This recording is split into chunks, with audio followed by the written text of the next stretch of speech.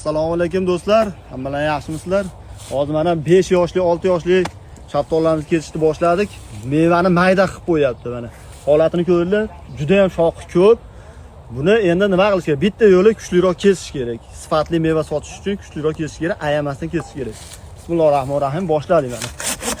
Do'stlar, bunaqa shoxlardan ham olish kerak. Katta shoxlar, ayamaslik kerak daraxtni. Sifatli meva olamandigan odam ayamaslik kerak.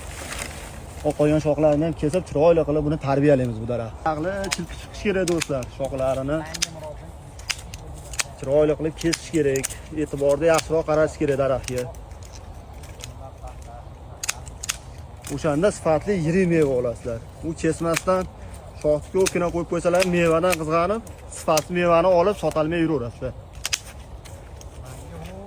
Shunaqa xizmatlar kerak bo'lsa do'stlar, bizga aloqaga chiqaverasizlar. Mana hozir katta daraxtimiz mana. Xudolar ham yoshartirdik, ham chiroyli mevaga qo'yib berdik. Ko'raverasizlar, bir baho beringlarchi. Shunaqa xizmatlar bor, bizga aloqaga chiqaverasizlar do'stlar.